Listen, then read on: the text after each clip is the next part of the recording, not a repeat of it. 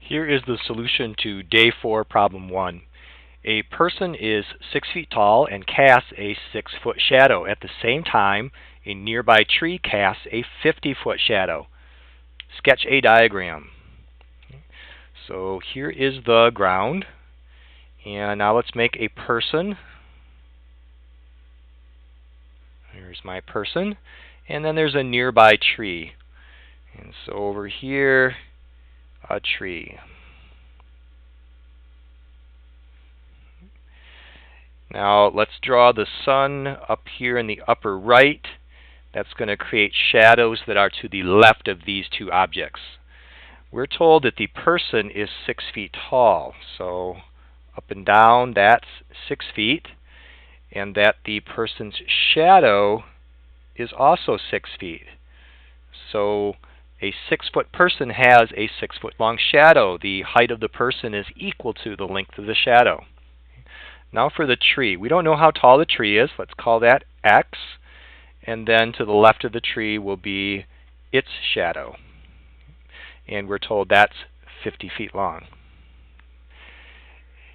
In question B, we're told to use similar triangles to find the tree's height. And the similar triangles that are in this problem are right triangles. The person is one side of the triangle, his shadow, and then a diagonal line. So here's a right triangle. This side is 6, and this side is 6. And then located at the tree, there is another right triangle down here to the tip of the tree's shadow. This side of the triangle is X, and this side of the triangle is 50. So these are similar right triangles. And we're told that when we have similar triangles, we're able to create a proportion. And so let's do that. Proportion is an equation that has a ratio on both sides of the equal symbol. Let's focus on the person first. A 6-foot tall person has a 6-foot shadow. So here I'm taking the height of the person and comparing it to the length of his shadow. Let's do the same thing with the tree. The height of the tree compared to the length of its shadow. There's the proportion. Now there are several ways that we could find the answer for X. One way to solve a proportion is to look for patterns. Sometimes you can find patterns, and sometimes patterns are not really evident. But here's a pretty evident pattern on this one. You notice how these are the same? The height of the person is just equal to the length of his shadow. That same pattern will hold true for the tree. So if the tree's shadow is 50 feet, then the height has to be 50 feet. And so X equals 50 feet. We found the height of the tree. Now Day 4, Problem 2. Question A. 4 times negative 20.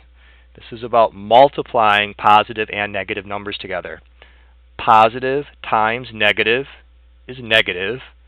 4 times 20 is 80. Question B.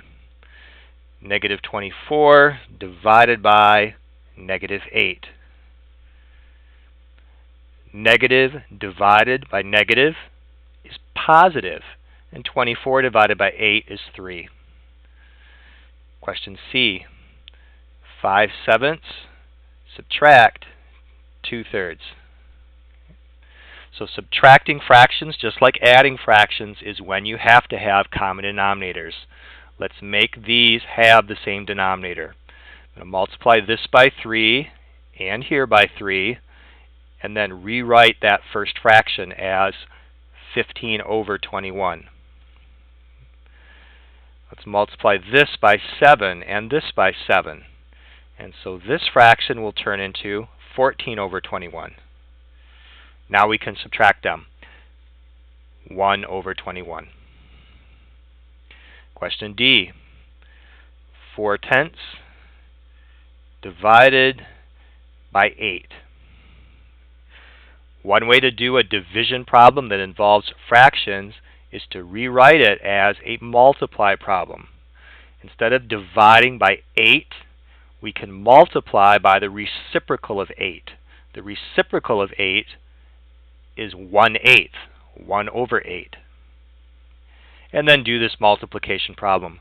4 times 1 is 4. 10 times 8 is 80.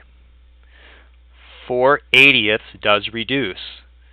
This can be divided by 4, and that can be divided by 4. That's going to create 1 over 20.